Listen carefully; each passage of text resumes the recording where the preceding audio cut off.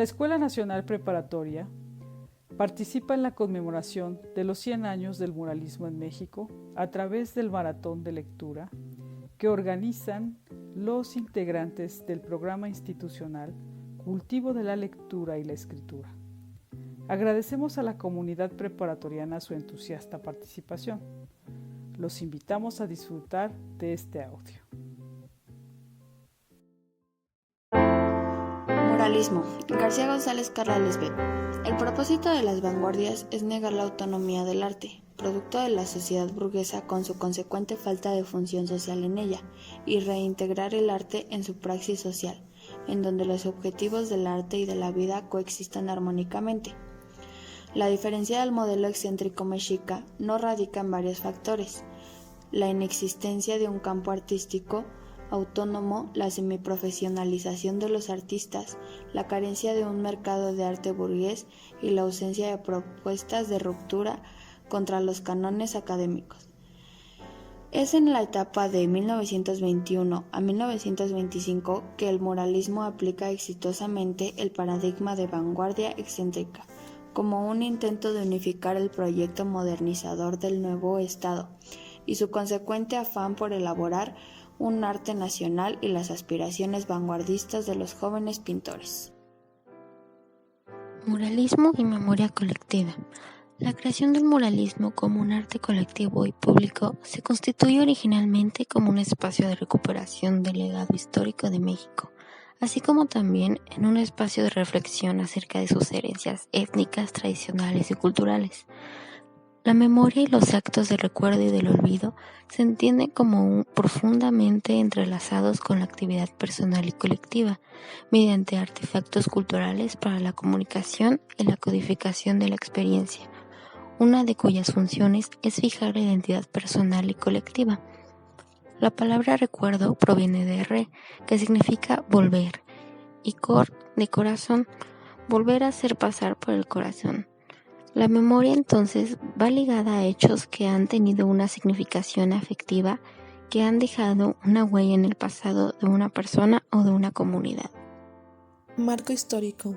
En 1948, el filósofo mexicano Leopoldo Sea publica un ensayo titulado Esquema para una historia del pensamiento en México, en el que reflexiona sobre la independencia de México, no únicamente como la guerra contra España, 1810 a 1821, sino más bien como un proceso que inicia poco antes de 1810 y terminará en algo más de 100 años, ya que según Sea, la independencia que se logró con la guerra de 1810 a 1821 fue únicamente la política, y ella no basta para liberar una nación.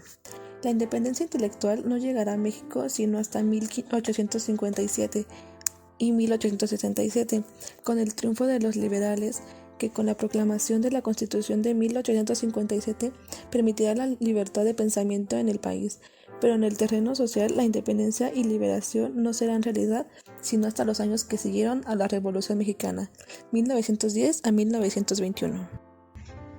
Marco histórico.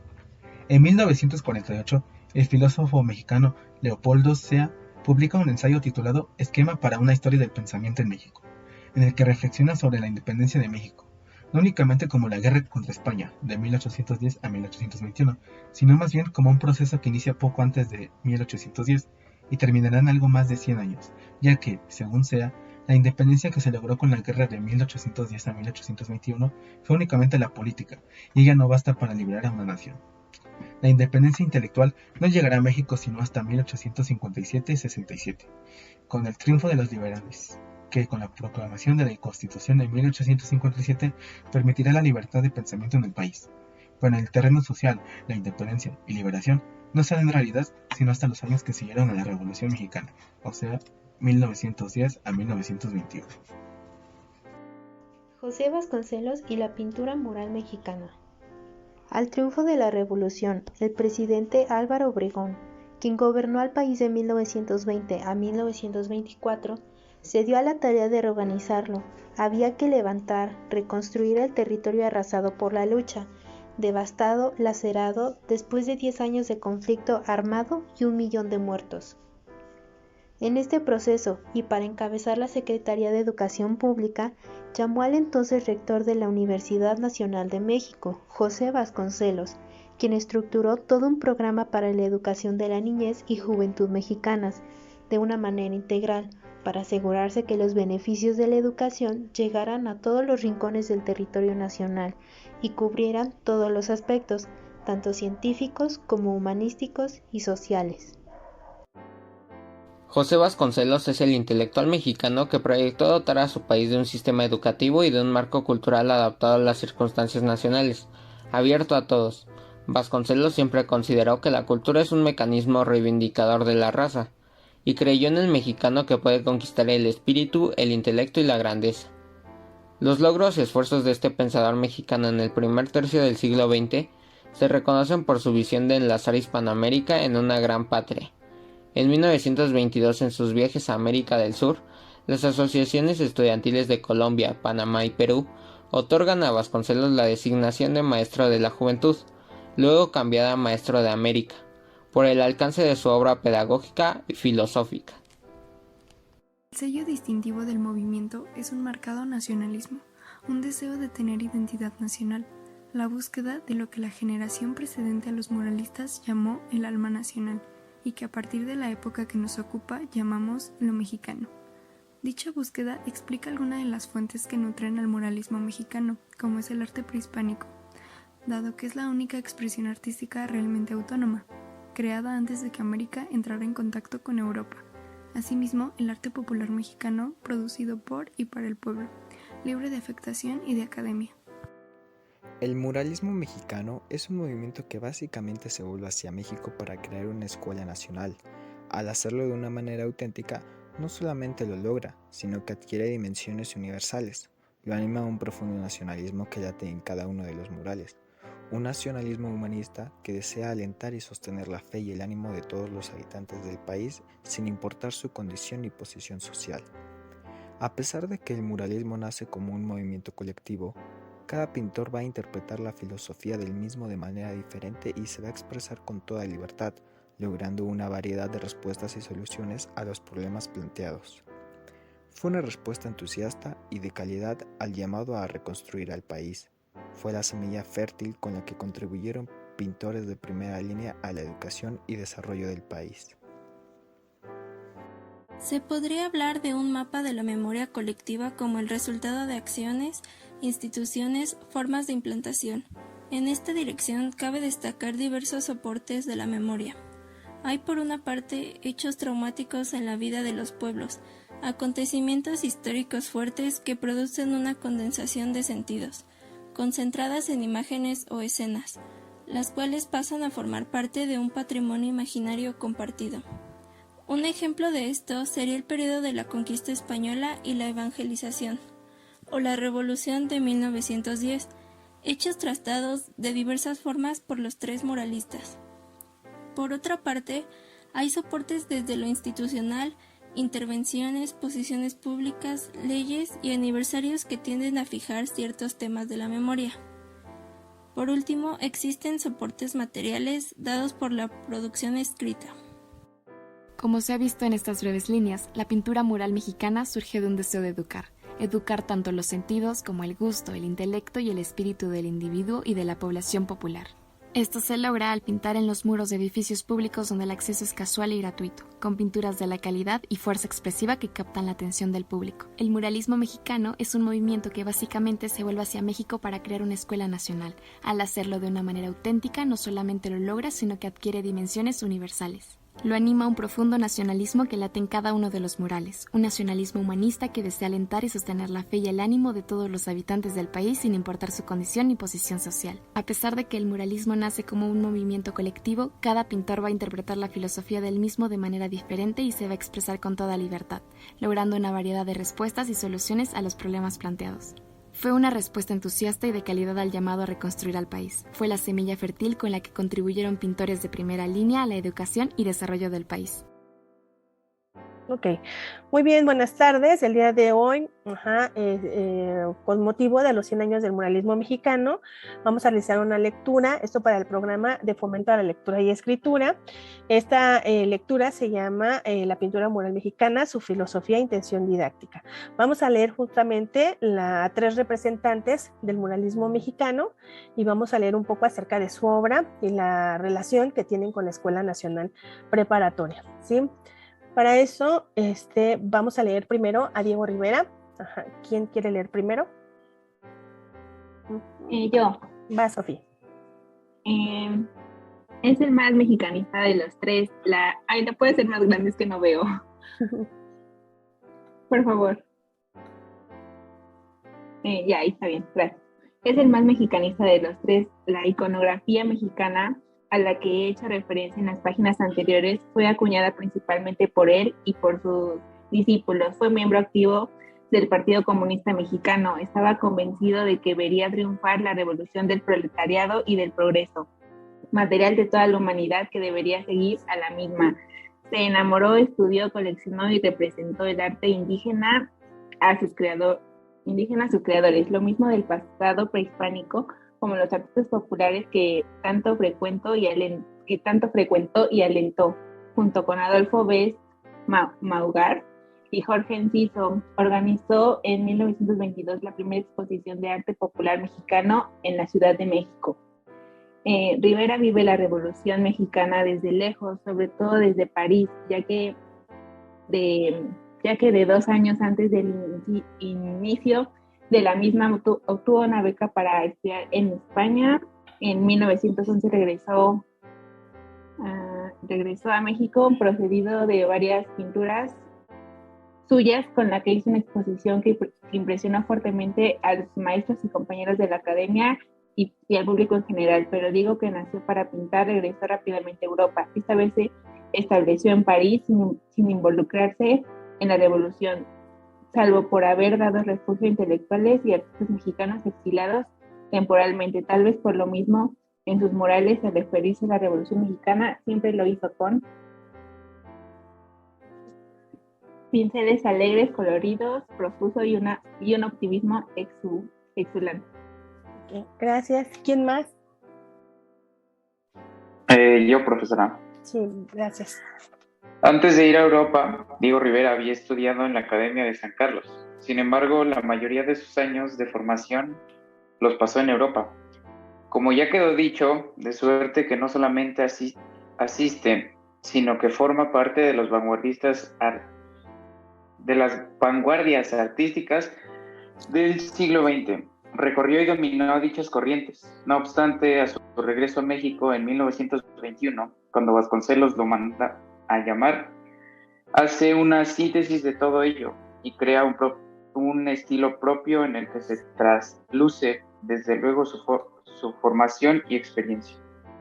Los murales de Rivera, a pesar de su novedad, conservan muchos valores clásicos, como son el equilibrio, la armonía y la proporción, pero incluyen algunas técnicas y elementos formales tanto del arte moderno como del arte prehispánico.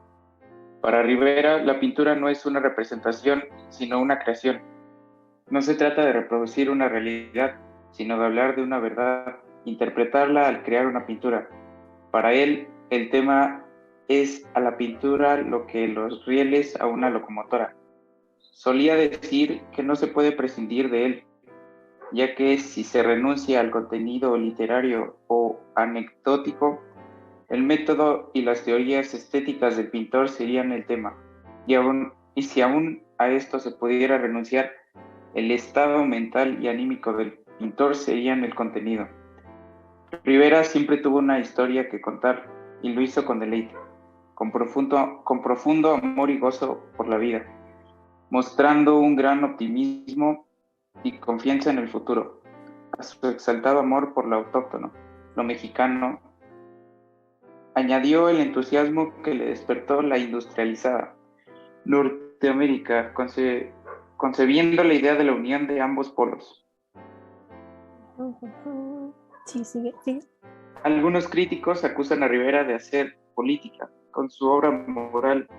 Sin embargo, y a pesar de que en su discurso pictórico se hace evidente el materialismo histórico, así como el indigenismo y postura política del autor, en un nivel más profundo encontramos invariablemente como una idea el decidido gozo de vivir, la sensualidad, el canto vital, el amor a su tierra y a su gente, el progreso, el optimismo y las incontenibles alegría y esperanza de Diego Rivera.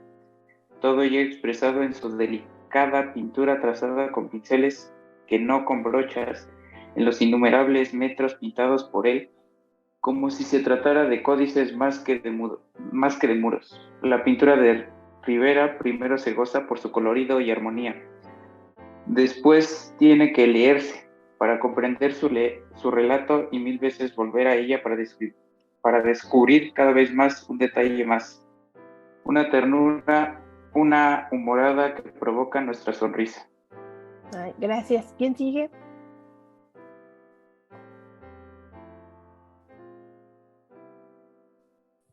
Yo, profesora. Sí, gracias. Un problema al que se enfrenta cualquier muralista es el de la integración, ¿o no?, entre la pintura y la arquitectura. Diego Rivera logra sacar todo el provecho posible del espacio arquitectónico para su pintura. El mejor ejemplo para ello es la escalera lateral en la Secretaría de Educación Pública, donde aprovecha el cubo de la misma para narrar la historia desde un punto de vista evolucionista, como una espiral ascendente, o bien en el piso superior del mismo edificio, donde sus figuras alegóricas se reclinan sobre las traves de las puertas, o en Chapingo, donde las ventanas circulares se convierten en girasoles y soles.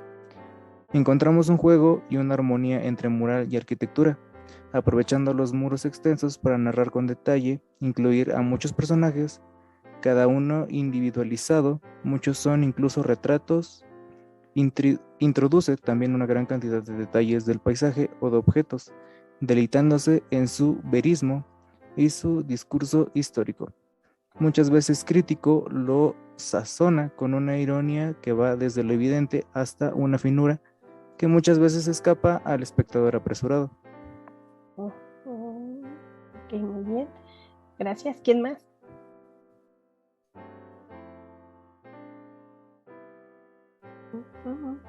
Si quiere yo, pero se me está trabando un poco el internet. Muy bien, Geraldine. La libertad es para Orozco el valor supremo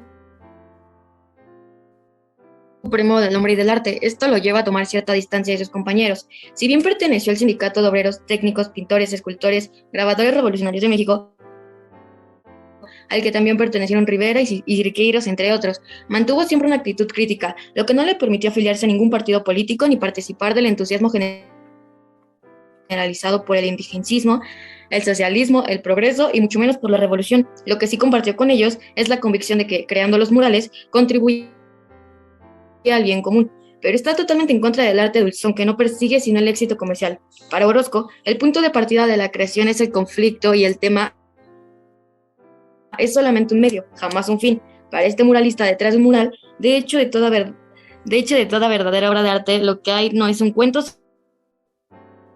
sino una idea.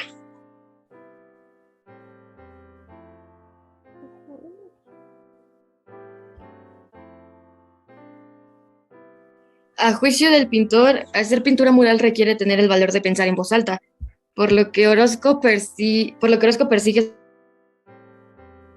la verdad, aún a sabiendas de que el conocimiento humano es limitado. Esta imposibilidad de conocer lo absoluto le causa un desgarramiento interior de tal suerte que su estética será el destino trágico que está presente en toda la obra de Orozco, de ahí que fascine e incomode. Y después dice, además del sentido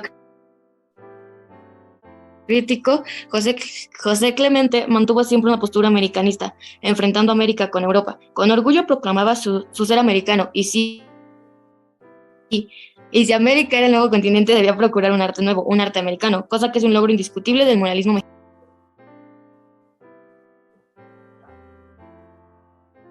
Bien. Te trabaste. Muy bien. ¿Quién más? Gracias, Geraldine. Yo. Sí. La idea fuerza en Orozco es la reflexión crítica sobre su tiempo y su visión, y una visión profunda de la existencia del hombre. A pesar de que algunos de sus murales tienen un contenido histórico, sus personajes tienen algo de atemporal y universal, la humanidad. Para ello evita pintar rostros, uniformes o banderas reconocibles. Podemos identificar al militar, a la víctima, al pueblo, generalmente embrutecido cuando es masa, ennoblecido como individuo, pero no necesariamente nos refiere a México, sino al hombre en sí. Ahí está. Detesta la guerra y denuncia a gritos en sus murales la violencia y el abuso, la capacidad dolorosa de la humanidad para destruirse a sí misma. Orozco vivió la revolución en carne propia. Le tocó estar en la Ciudad de México durante la Decena Trágica y pasar hambre y ser testigo del dolor, la tragedia, el abuso y la violencia.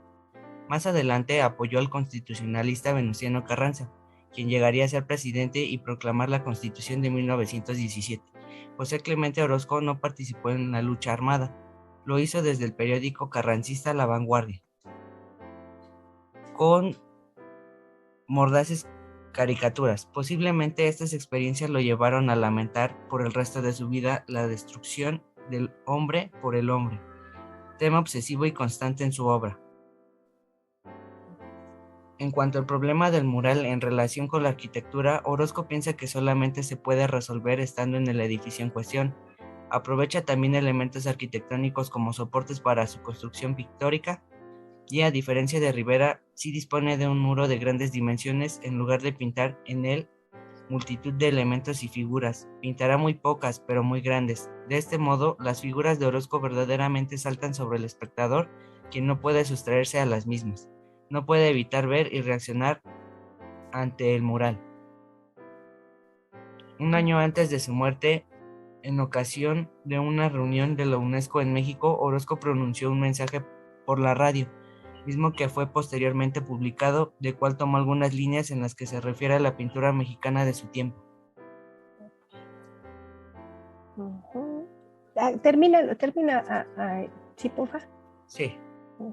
Pintura mural siempre va a la vista del pueblo, pintura que no se compra ni se vende, que se habla a todo el que pasa. Puede encontrarse en ella con bastante exactitud qué es lo que México piensa, lo que ama y odia, qué es lo que lo inquieta, lo obsesiona o perturba, lo que teme y espera. Contradicciones. Resulta a la postre todo un examen de conciencia. En México ha sido posible por la absoluta libertad. Fernández J., 1962, página 221. La fuerza, el sentido trágico y la destreza de este muralista extraordinario se resume en su obra cumbre, El hombre en llamas, que abarca la totalidad del interior de la cúpula de la ex capilla del Hospicio Cabañas en Guadalajara. Una sola figura, la de un hombre desnudo y consumido por las llamas que asciende más allá de la cúpula. Catarsis, consumirse para renacer. Muy bien, gracias.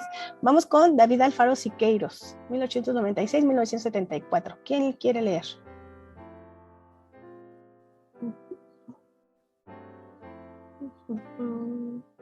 Yo. Sí, gracias.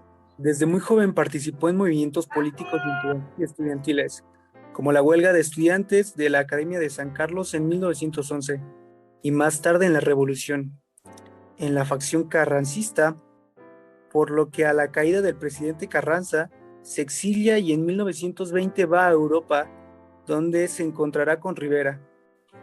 Su pasión fue la política y en aras de la misma en varios periódicos de su vida dejó incluso de pintar. Sin embargo, las aportaciones que hizo al movimiento muralista son de suma importancia, tanto en el terreno de la teoría como de la práctica. Siqueiros redactó el Manifiesto del Sindicato de Artistas, al que ya he hecho referencia.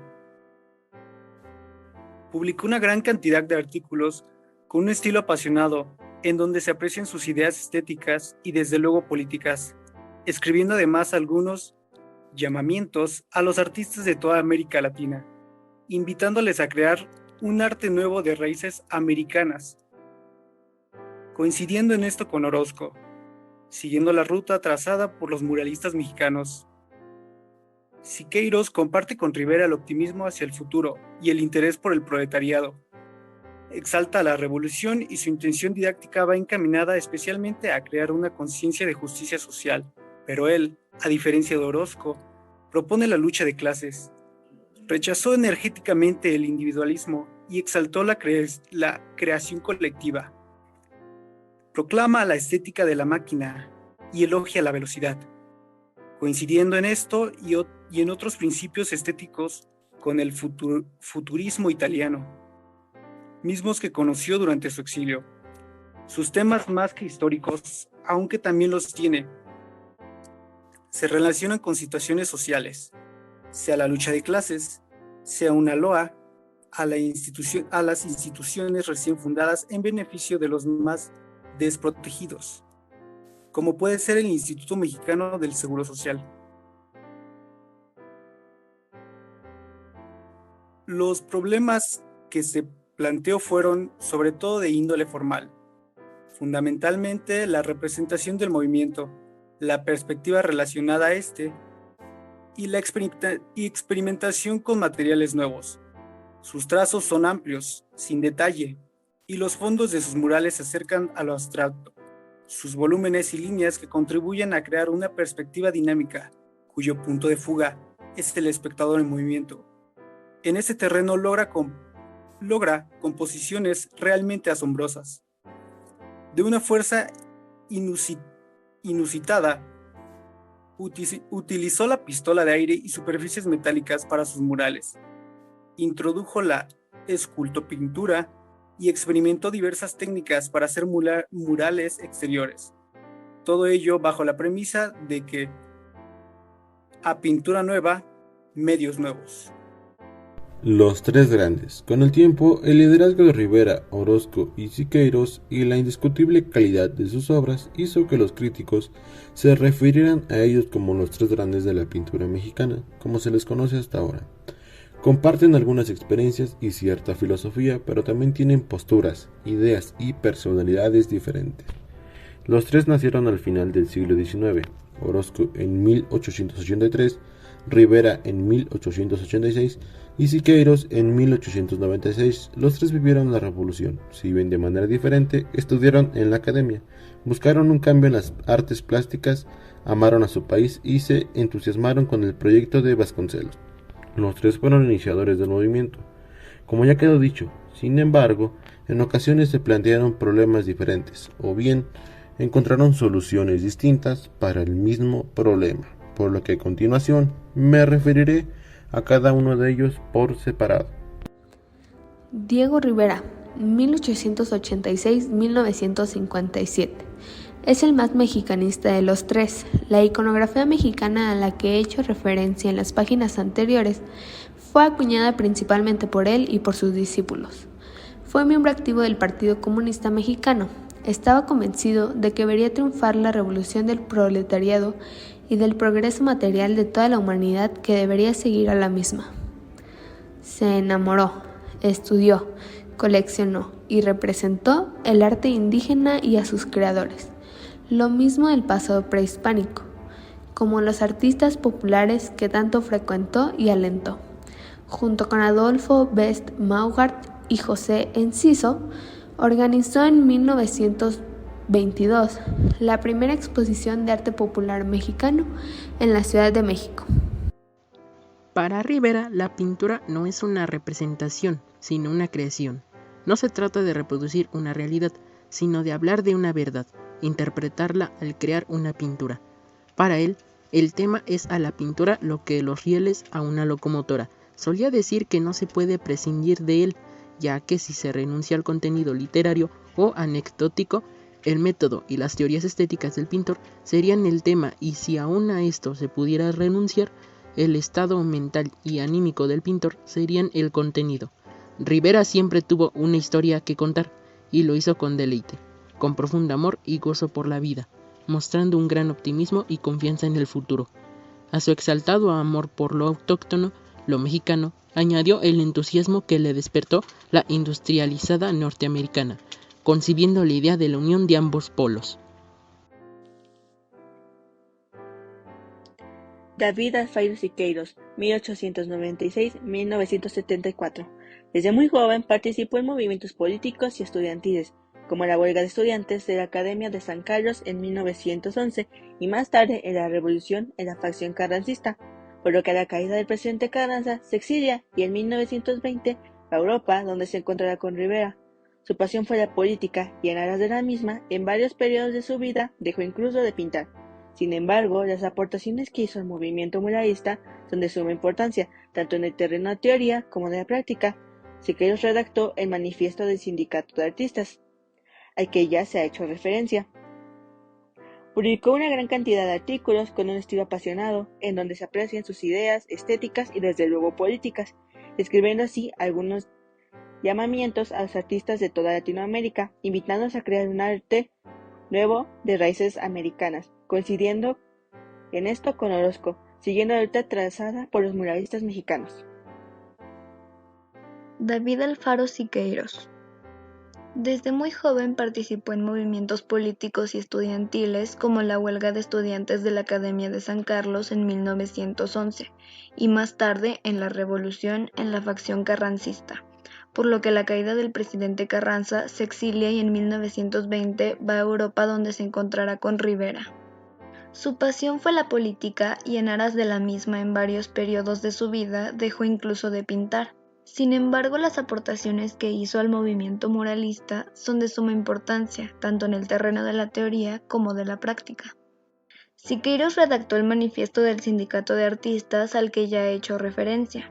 Publicó una gran cantidad de artículos con un estilo apasionado en donde se aprecian sus ideas estéticas y desde luego políticas, escribiendo además algunos llamamientos a los artistas de toda América Latina, invitándolos a crear un arte nuevo de raíces americanas, siguiendo la ruta trazada por los muralistas mexicanos. David Alfaro Siqueiros. En la obra de Alfaro Siqueiros se percibe con mayor claridad la influencia del arte prehispánico, en especial del arte azteca, en el empleo de las masas compactas, en la capacidad de síntesis de las imágenes y en su sentido pétreo. Estas características se observan tanto en obras de Caballete como en Madre Proletaria y Madre Campesina, como en el fresco El entierro del obrero, mural inconcluso de la Escuela Nacional Preparatoria de 1923-1924. En este último se aparta de las formas renacentistas y optó por el arte formal del arte olmeca y azteca en particular, lo cual se evidencia en la monumentalidad y el carácter fisonómico de las esculturas olmecas: frente amplia, pómulos pronunciados, ojos oblicuos, nariz y labios prominentes. Sin embargo, Alfaro Siqueiros, de los tres muralistas, es quien más se aleja de la representación del pasado para imaginar el futuro. José Clemente Orozco, 1883-1949. La libertad es para Orozco el valor supremo del hombre y del arte. Esto lo llevó a tomar cierta distancia de sus compañeros. Si bien perteneció al Sindicato de Obreros Técnicos, Pintores, Escultores y Grabadores Revolucionarios de México, al que también pertenecieron